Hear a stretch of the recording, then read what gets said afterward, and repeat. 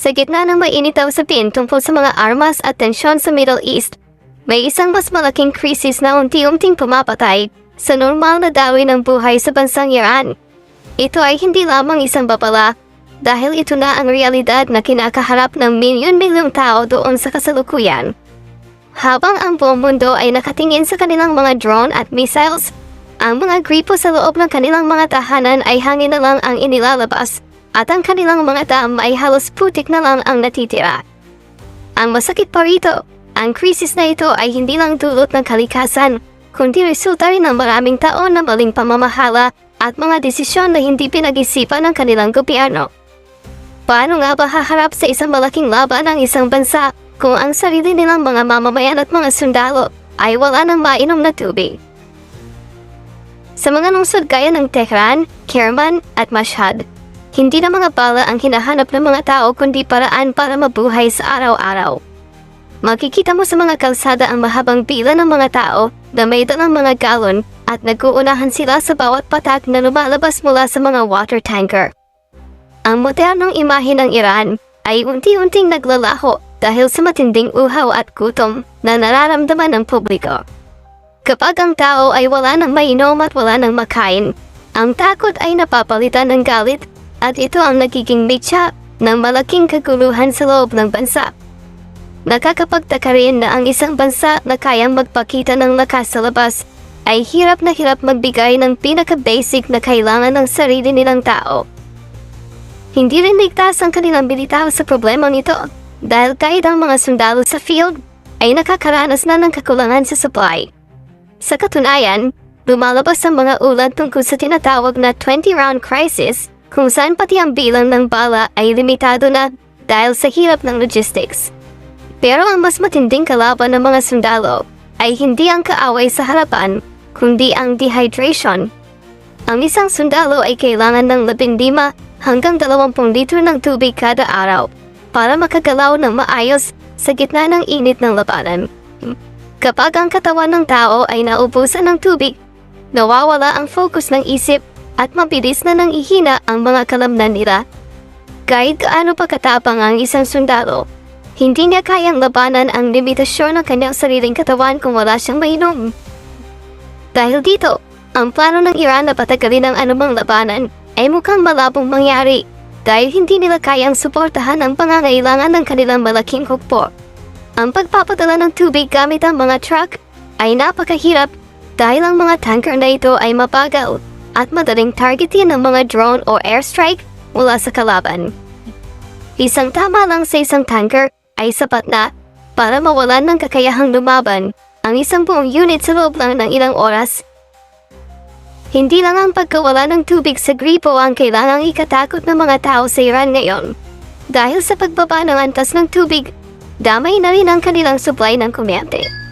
Ang kanilang mga hydroelectric power plant na umaasa sa lakas ng agos ng tubig ay hindi na rin makagawa ng sapat na enerhiya. Kapag tuluyang bumagsak ang linya ng kuryente, hihinto ang mga pasilidad na naglilinis ng tubig para maging ligtas itong inumin. Ibig sabihin, kahit may matira pang tubig sa kanilang mga dam, magiging maputik at marumi na ito, kaya hindi na rin mapapakinabangan ng ordinaryong mamamayan. Ang unang tatamaan nito ay hindi ang mga sundalo, kundi ang mga pamilyang nakatira sa loob ng mga lungsod. Dito na magsisimula ang malaking gulo dahil ang uhaw na publiko ay madaling magpanik at magreklamo laban sa gobyerno. Ang pinaka-nakakagulat na balita ay ang pag-amin mismo ng kanilang energy minister na si Abbas Ali-Abadi. Sinabi niya na handa ang Iran na bumili ng tubig mula sa mga karatig bansa. Isipin niyo, ang isang bansang ipinagmamalaki ang kanilang nuclear program at mga modernong armas ay hihingi ng tulong sa Afghanistan na pinamumunuan ng Taliban para lang sa tubig. Ito ay isang malinaw na senyales na hindi na nila kayang solusyonan ang sarili nilang pangangailangan. May mga ulat pa nga na pinag-uusapan na ang posibleng paglikas sa ilang bahagi ng Tehran, ang kanilang kabisera. Pero paano mo ililipat ang milyon-milyong tao ng sabay-sabay? Saan mo sila dadalhin kung pati ang ibang mga lungsod gaya ng Isfahan at Yazd ay tuyot na rin? Maraming tao na ang nagsasabi na hindi missiles mula sa ibang bansa ang papatay sa kanila, kundi ang maling kamamalakad ng sarili nilang pamahalaan. Naalala niyo ba ang nangyari sa Kazakhstan noon? Nagkaroon doon ng mga malalaking kilos protesta at sinugod ng mga tao ang mga gusali ng gobyerno dahil wala silang mainom. Para sa marami, preview pa lang yon ng mas malaking bangungot na kailangang harapin ng kanilang militar. Habang binabantayan nila ang mga kalaban sa labas, kailangan din nilang pigilan ang galit ng sarili nilang mamamayan sa loob. Sa huli, kailangan nilang pumili kung saan gagamitin ang natitirang resources ng bansa. Ang masakit na katotohanan ay hindi na ito simpleng tagtuyot na mawawala rin kapag umulan. Bawat taon, kumukuha ang Iran ng 63 bilyong cubic meters ng tubig mula sa ilalim ng lupa. Pero 45 lang ang naibabalik ng kalikasan. Ibig sabihin, ninanakaw na nila ang tubig na dapat ay para sa susunod na henerasyon. Sa Tehran pa lang, 4 sa 5 pangunahing dam ay nasa 6 hanggang 10% na lang ang laman. Sinusubukan ng gobyerno na magtipid sa pamamagitan ng pagsasara ng mga opisina at paaralan, pero pansamantala lang itong solusyon sa isang problemang napakalalim na.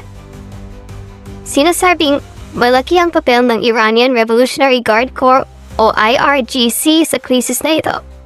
Sa loob ng 30 taon, nagpatayo sila ng mahigit 600 dam para kumita ang mga kumpanyang dikit sa kanila kahit hindi maayos ang pagkakaplano ng mga ito. Ang mga proyektong dapat sana ay proteksyon sa bansa, ang siya na ngayong nagpapabilis sa pagbagsak ng kanilang supply.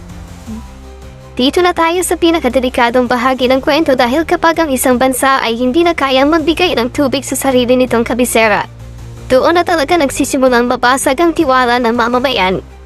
Sa unang tingin, akala ng marami ay dahil lang ito sa climate change o tindi ng init ng araw. Pero may mas malalim at mas madilim na dahilan sa likod nito. Ang grupong IRGC o ang Iranian Revolutionary Guard Corps na dapat ay tagapagtanggol ng bansa, ang siya palang may malaking papel sa pagkaubos ng kanilang supply. Sa loob ng 3 dekada, nakapagpatayo sila ng mahigit 600 dam sa buong Iran. Mukhang maganda sa pandinig, diba? Pero ang totoo, marami sa mga proyektong ito ang hindi man lang pinag-aralan ng maayos. Ginawa ang mga ito hindi para sa kapakanan ng publiko, kundi para kumita ang mga kumpanyang konektado sa kanila. Isang malinaw na halimbawa nito ang tinatawag na Gotfan Dam. Itinayo ang dambuhalang istrukturang ito sa ibabaw ng isang lugar na punong-puno ng asin sa ilalim ng lupa. Noong ginagawa pa lang ito, marami ng mga eksperto at geologist ang nagbabala na magiging disaster ang lokasyong iyon, pero itinuloy pa rin ang proyekto para sa pera. Noong napuno na ang dam, natunaw ang lahat ng asin sa ilalim at humalo ito sa tubig. Ang resulta, naging mas maalat pa sa dagat ang tubig na dapat sana ay inumin at gamit sa pagsasaka. Dahil sa maling desisyong ito, daan-daang libong ektarya ng lupa ang nasira at ang mga pananim ay nangamatay. Para na ring sinira ng Iran ng sarili nilang lupa gamit ang sarili nilang kamay. Dito natin makikita na hindi lang ito simpleng natural na sakunab, kundi resulta ng maling prioridad. Alam niyo, sa kasaysayan ng mundo, ang kakulangan sa tubig ang isa sa pinakamabilis pagpasiklab ng galit ng tao. Kayang tiisin ng tao ang hirap o kawalan ng kalayaan, pero hindi nito kayang mabuhay ng walang tubig. Ngayon, nagsisimula na ang mga seryosong pag-aalsa sa mga probinsya gaya ng Kazakhstan. Ang mga tao doon ay humaharang na ng mga water tanker at sinusunog ang mga gusali ng gobyerno dahil sa tindi ng uhaw. Hindi na ito simpleng protesta lang kundi senyalis na ng isang malaking pagsabog na hindi kayang pigilan ng anumang baril o dahas. Sa huli, kahit gaano pa karami ang missiles o gaano pa kalakas ang militar ng isang bansa, babagsak at babagsak ito kung ang pundasyon nito ay tuyong lupa at asim. Ang Iran ay parang isang matibay na kastilyo sa labas, pero ang loob ay unti-unti nang gumuguho. Ang masakit pa rito, ayon sa mga scientist, ang tubig nila ay sapat lang para sa 50 milyong tao, pero ang populasyon nila ay umaabot na sa 100 milyon. Doble ang dami ng tao sa kayang buhayin ng kanilang kalikasan. Ngayon, napipilitan na silang umangkat ng pagkain sa ibang bansa dahil hindi na sila makapagsaka ng maayos.